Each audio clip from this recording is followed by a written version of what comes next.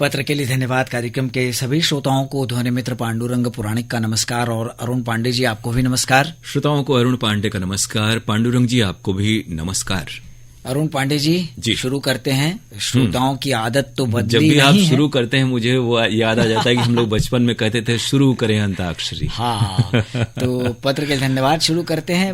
हम चर्चा कर रहे थे श्रोताओं की जो आदत है बहुत सारे जी फरमाइश भी इसमें भेजना है वो बदस्तूर जारी जी है। बिल्कुल। जैसे व्हाट्सएप कार्यक्रम आज ही दिन में हो रहा था तो और हम लोग बताते भी हैं कि फिल्मों के नाम जो हम बताते हैं उसी में से फरमाइश भेजें, तो भी लोग अन्य फिल्मों की फरमाइशें जो नहीं भी कार्यक्रम में होती हैं फिल्में उनकी भेजते हैं। तो वाकई ये आदत ही है, यानी गौर से श्रोता हमारी बातें या प्रोग्राम नहीं सुनते हैं। जी, और अरुण जी हम ये भी कहेंगे कि बार बार श्रोता उसमें अपना नाम ना भेजें, क्योंकि एक बार जब नाम शामिल हो गया 1 घंटे के प्रोग्राम में जी तो क्यों आप चाहते हैं कि हमारा दोबारा फिर नाम शामिल हो। अरे नए श्रोता को मौका दीजिए। और एक ही श्रोता कई कई शहरों के श्रोताओं के भी नाम भेजते हैं, तो इससे क्या होता है कि गाने में व्यवधान आता है। और कई बार ऐसा भी होता है कि एक आध गाने बचे रह जाते हैं, फिर श्रोता कहते हैं कि हमारा गीत और नाम नहीं शामिल हुआ। तो थोड़ा सा संयम वो बरतें। अब उन्हें देखना है कि कार्यक्रम बेहतर कैसे हो सकता है। व्हाट्सएप की चर्चा चली पांडुरंग जी, तो श्रोताओं को ये हम लोग बता दें कि अब जो लोकरंग कार्यक्रम हमारे यहाँ से होता है प्रत्येक रविवार को दिन में 1:30 से 2 बजे के बीच, बिल्कुल उसे भी हम लोग व्हाट्सएप पर आधारित फरमाइशी गीत एक्सप्रेस की ही तरह करेंगे।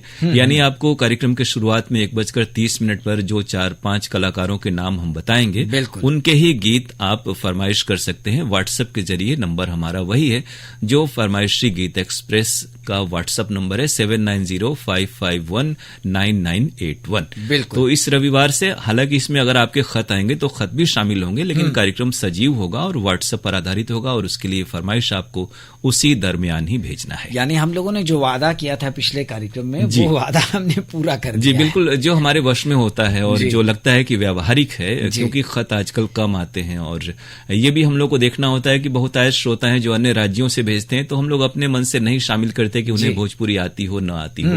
तो अब इस रविवार से देखते हैं कि कार्यक्रम का प्रारूप उनके सहयोग से कैसा बन पड़ता है। बिल्कुल, तो शुरू करते हैं। जो पहला मेल हमारे पास आया है रतिनाथ त्रिपाठी, हरिशंकर नगर कॉलोनी, कपिल धारा, कोटवा, वाराणसी से इन्होंने भेजा है। इन्होंने लिखा है कि शनिवार 10 सितंबर को परमवीर अब्दुल हमीद पर रूपक सुना, जिसमें अरुण पांडे जी की बेहतरीन आवाज थी और अरविंद गुप्ता की भी आवाज थी। राजेश गौतम जी को इसके लिए बहुत बहुत धन्यवाद जी। और युवाणी कार्यक्रम बहुत अच्छा लगता है, लेकिन इसमें बहुत सारे गानों को शामिल किया जाता है।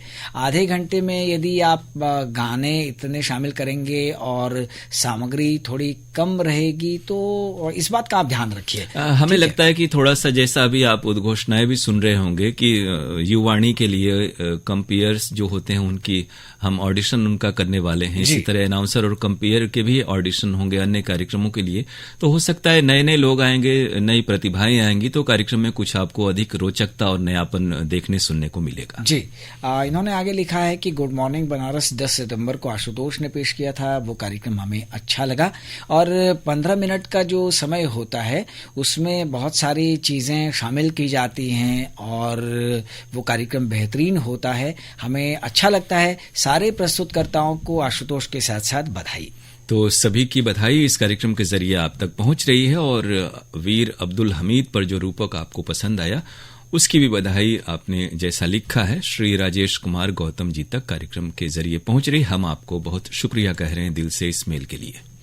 प्रवीण कुमार बिंद ने कोयलरा भदोही से हमें ये मेल भेजा है और हमें जैसा स्क्रीन पे दिख रहा है पांडुरंग जी की सिर्फ एक लाइन का संदेश उन्होंने भेजा है, तो इस एक लाइन के संदेश के लिए हम उनको शुक्रिया कह रहे हैं और उम्मीद करते हैं कि अगले मेल में वो विस्तार से कार्यक्रमों के बारे में कोई बात होगी तो वो लिखेंगे। बिल्कुल, केवल आप इतना लिखेंगे कि आपका कार्यक्रम हमें अच्छा लगता है तो हमें तो क्या हम लोग अच्छा भी कहेंगे कि आपका मेल हमें अच्छा लगता है।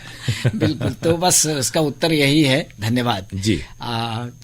जमानिया गाजीपुर के सुरेश जायसवाल, उर्मिला दीपक और स्वाति जायसवाल ने ये मेल भेजा है।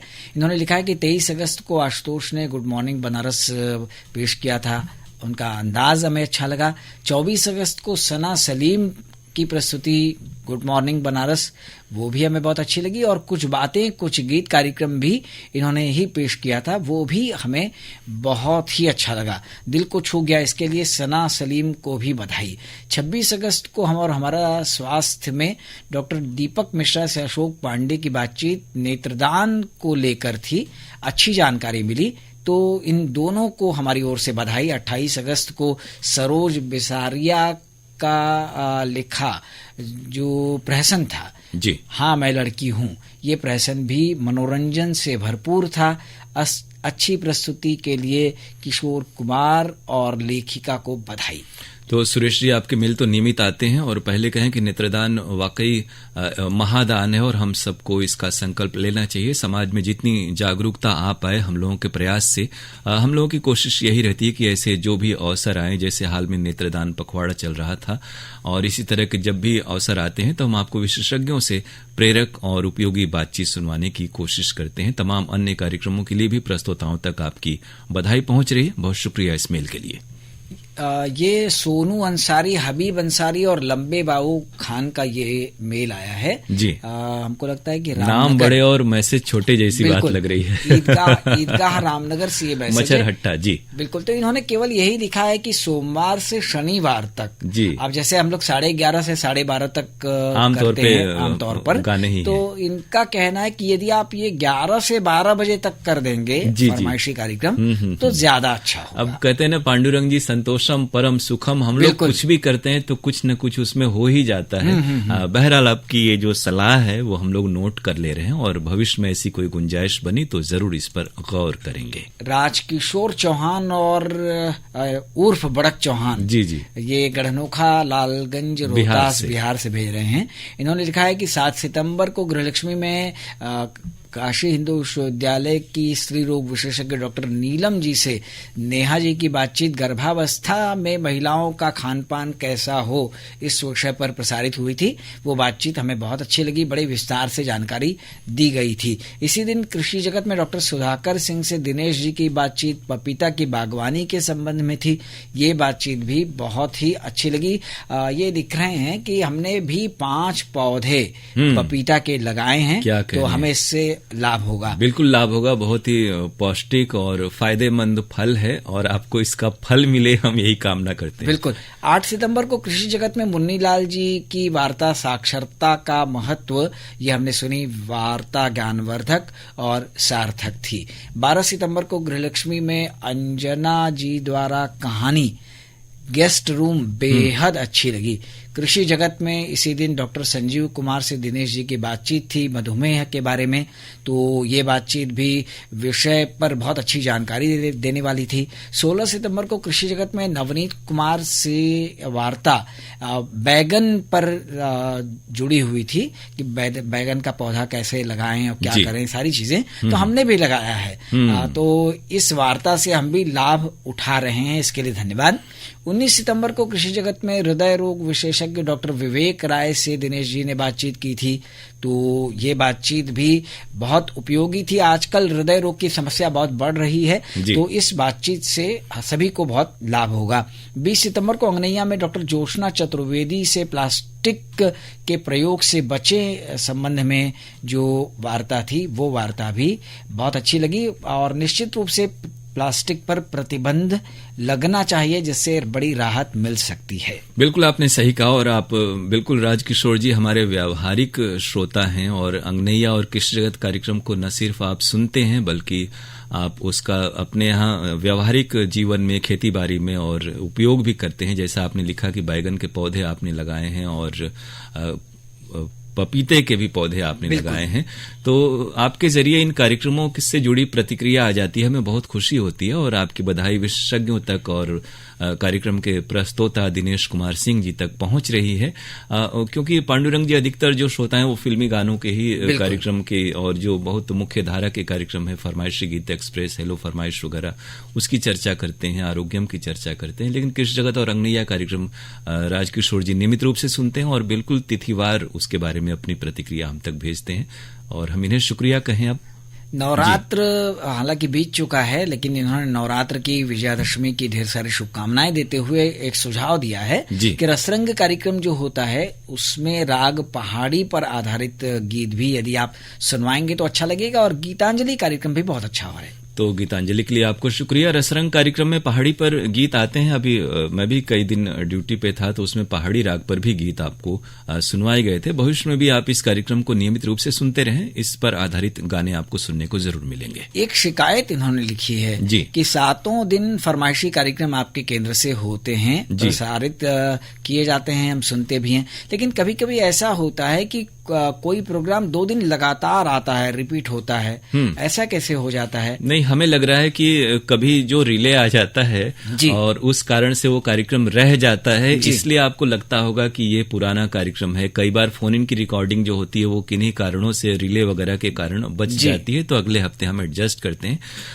वरना और कोई कार्यक्रम तो सभी कार्यक्रम लाइव हैं सिवाय फोन इन के, तो रिपीट की तो स्थिति नहीं होनी चाहिए। और जैसे पत्र वाले हैं या व्हाट्सएप वाले हैं या ईमेल वाले हैं, उनका तो दिन निर्धारित बिल्कुल है, और उसमें रिपीट का कोई चांस नहीं है। हाँ, तो रिपीट होने का कोई मतलब नहीं है। फिर भी हम आपकी बातों की ओर जरूर गौर करेंगे, इसका सम्मान करते हैं, आपकी भावनाओं का।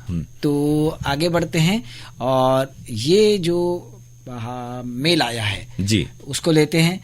दिलशाद हुसैन मुबारकपुर ऊंची तकिया आजमगढ़ से ये मेल भेज रहे हैं। इन्होंने लिखा है कि 23 सितंबर को सना सलीम ने गुड मॉर्निंग बनारस कार्यक्रम पेश किया था। देश दुनिया और बनारस का हाल जानने को मिला, अधिक जानने के और इच्छुक हैं। इतनी अच्छी प्रस्तुति के लिए सना को बधाई। बिल्कुल, आपकी बधाई सना जी तक पहुंच रही है, और आप और इच्छुक हैं तो इसी तरह से नियमित रूप से गुड मॉर्निंग बनारस और बाकी कार्यक्रम जैसा आप सुनते हैं सुनते रहिए और अपनी प्रतिक्रियाएं हम तक भेजते रहिए, और हम आपको शुक्रिया कह रहे हैं इस मेल के लिए। गुमला झारखंड के नजमुल होदा और एसएम जावेद ने ये मेल लिखा है जी। इन्होंने लिखा है कि हम तो आप सब के कार्यक्रम सुनते रहते हैं, सभी कार्यक्रम मुझे अच्छे भी लगते हैं, और 30 सितंबर के दिन जो मेरी फरमाइश मैंने भेजी थी व्हाट्सएप वाले में, वो फरमाइश शामिल नहीं हुई। अब कहाँ शिकायत करूं? व्हाट्सएप में यही है, हमें लग रहा है आज तो आपका व्हाट्सएप शामिल हुआ है। अब व्हाट्सएप में इतने ज्यादा संदेश आते हैं और कार्यक्रम जैसे 11:30 से शुरू होता है तो भी बार बार कहने के बावजूद पहले से भी लोग भेजते हैं, हालांकि उन मैसेजेस को हम शामिल नहीं करते, लेकिन फिर भी एक ही श्रोता बहुत बार 10-12 बार नाम भेजते हैं। तो थोड़ा आप लोगों की ओर से ही हम उम्मीद करते हैं, बार बार ये आपसे निवेदन करते हैं कि एक बार एक कार्यक्रम के दौरान भेजें, ताकि अन्य श्रोताओं के नाम जो भीड़ में कभी कभी छूट जाते हैं हमारे कई साथियों से, वैसा न हो और गाने भी आपको पर्याप्त सुनने को मिले। देवरिया उत्तर प्रदेश से उदिता विश्वकर्मा और सुचिता विश्वकर्मा ने ये मेल भेजा है जी। लिखते हैं कि आकाशवाणी वाराणसी से पेश किए जाने वाले सभी कार्यक्रम बहुत अच्छे लगते हैं। जब भी हमें समय मिलता है हम पूरी शिद्दत के साथ प्रोग्राम सुनने की कोशिश करते हैं। पिछले दिनों प्रस्तुत किए गए कार्यक्रम आरोग्यम और हेलो फोन इन फरमाइश हमें बेहद पसंद आए। आरोग्यम कार्यक्रम के अंतर्गत डॉक्टर नीलेश कुमार राय से पांडुरंग जी की जो बातचीत थी लाभप्रद थी। इस प्रोग्राम में दी गई जानकारियों से हमारी अनेक जिज्ञासाएं शांत हुई हैं। इसके लिए आकाशवाणी वाराणसी की पूरी टीम को बहुत बहुत धन्यवाद। हेलो फोन इन फरमाइश कार्यक्रम अरुण जी की प्रस्तुति लाजवाब होती है। श्रोताओं से बातचीत, प्रोग्राम पेश करने का तरीका और कार्यक्रम की क्वालिटी उम्दा होती है, जिससे हर श्रोता कायल होता है। तो क्वालिटी तो फोन इन के चलते इधर बिगड़ी हुई थी, लेकिन अभी क्वालिटी ठीक ठाक है। बाकी आपको अन्य तमाम कार्यक्रम पसंद आए, और हमें लग रहा है उदिता और सुचिता दोनों विश्वकर्मा सिस्टर्स हैं देवरिया से, और काफी अरसे से आप हमें कार्यक्रमों में आपके व्हाट्सएप संदेश, मेल वगैरह आते हैं, लेकिन इस कार्यक्रम में हम आपका लग रहा है पहली बार स्वागत कर रहे हैं, तो बहुत बहुत स्वागत है। इसी तरह से कार्यक्रम सुनिए और प्रतिक्रियाएं हम तक भेजते रहिए, और कार्यक्रमों में सहभागिता भी सुनिश्चित जैसा कि आप करती हैं वो निरंतरता बनी रहे, हम यही चाहते हैं। इन्होंने आगे लिखा है कि इन दिनों हम बहुत व्यस्त हैं, कोचिंग और क्लास पढ़ाई चल रही है, इसलिए सभी कार्यक्रम लाइव सुनना संभव नहीं है, लेकिन जब भी समय मिलता है तब सुनने की पूरी कोशिश करते हैं। यूट्यूब के माध्यम से हम बाद में कार्यक्रमों को सुन लेते हैं और कार्यक्रमों पर प्रतिक्रिया देने की कोशिश करते हैं। जी बिल्कुल, जैसे कि ये कार्यक्रम आरोग्यम है या फोन इन कार्यक्रम है या अन्य कुछ एक विशेष कार्यक्रम होते हैं, वो आपको गुड मॉर्निंग बनारस जैसे की है, ये आपको यूट्यूब पर मिल जाते हैं, और सही यही है कि जीवन और करियर का महत्व होता है, वो बहुत अहम है। तो उम्र के इस पड़ाव पर जितना भी वक्त आपको मिल पा रहा है, आप हमारे प्रोग्राम आप दोनों सुन रही हैं, हम इसके लिए शुक्रिया कह रहे हैं। और जब भी मौका मिले इसी तरह आप कार्यक्रम सुने और प्रतिक्रियाएं हम तक पहुंचाएं। और बाकी जो कार्यक्रम है आप खाली वक्त में यूट्यूब पर इसी तरह से सुन सकती हैं। आगे ये लिख रही हैं कि शिकायत हमें इस बात की है कि कॉल रिकॉर्ड करते समय कॉल ड्रॉप की जो समस्या है वो श्रोताओं के लिए उदासीनता का कारण, वो हमारे लिए भी बहुत ही तकलीफ देह होती है, क्योंकि हमारा वक्त तो लगता है। हाँ, मुश्किल से समय निकालकर हम कॉल लगाने का प्रयास करते हैं और जब सफल प्रयास करने के बाद बात नहीं हो पाती है तो दुख होता है। लेकिन अच्छी बात यह है कि जितनी भी बातें होती हैं आप लोग उनका प्रसारण कर देते हैं। हम ये कोशिश करते हैं अगर किसी से 2-4 लाइन और 10-20 सेकंड भी बात हुई है तो उसका मन रह जाए। उसकी मुख्य मंशा ये होती है कि आपको ये लगे कि हमारी ओर से हम लोग इसमें कुछ हम लोगों ने नहीं किया, कुछ कर भी नहीं सकते। और इधर कॉल ड्रॉप की समस्या पिछले 1-2 हफ्ते में बहुत ज्यादा आ रही थी। हाल की 1-2 रिकॉर्डिंग में ये समस्या भी दूर हो गई। उम्मीद करें कि भविष्य में जब भी आप कॉल करेंगी उस दरमियान जो 10:30 बजे हम लोग रिकॉर्डिंग शुरू करते हैं तो आपसे मुकम्मल बात होगी और आपकी फरमाइश भी जैसी पूरी होती है वो पूरी होती रहेगी। इस मेल के लिए हम आपको शुक्रिया कह रहे हैं। अगले मेल का इंतजार रहेगा हमें। प्रभाकर विश्वकर्मा, धवल विश्वकर्मा, ग्राम जाफर खानी, शेरवा, अदलहाट, मिर्जापुर से ये मेल भेज रहे हैं। इन्होंने लिखा है कि आकाशवाणी वाराणसी के सभी प्रस्तुतकर्ताओं को नमस्कार। 6 अक्टूबर की शाम को 7:30 बजे मंजूषा में कविता पाठ और वार्ता प्रसारित हुई, बहुत अच्छी लगी। अनुरोध है कि मंजूषा में भी भोजपुरी कविता, कहानी, वार्ता का प्रसारण करें और कृषि जगत की लोक भाषा कवि गोष्ठी को भी आप YouTube पर अपलोड करने की कृपा करें। YouTube पर लोक भाषा कवि गोष्ठी के लिए हमने आशुतोष जी को कहा भी था और फिर से हम याद दिला देंगे हम लोग। और उम्मीद करते हैं कि लोक भाषा कवि गोष्ठी की भी जब भी नई रिकॉर्डिंग होती है तो आपको YouTube पर सुनने को मिले। और जहां तक मंजूषा की बात है तो वो खड़ी बोली हिंदी का कार्यक्रम है और उसमें हम भोजपुरी के जो कहानियां हैं वो आप अंगनैया कार्यक्रम वगैरह में कभी कभी सुन पाते होंगे। तो कार्यक्रम का भाषाई एक प्रारूप है, अलग अलग कार्यक्रम है, तो उसी हिसाब से उनका निर्धारण होता है। हमें लगता है आप इस बात को समझेंगे और सहयोग बनाए रखेंगे। मेल के लिए शुक्रिया आपको। तो अब केवल हम इतना ही कहेंगे कि श्रोताओं, त्योहारों का मौसम आने वाला है, अच्छे से रहिए, स्वस्थ रहिए, प्रसन्न रहिए। तो अग्रिम शुभकामनाएं देते हुए आपसे विदा लेते हैं और कहते हैं नमस्कार।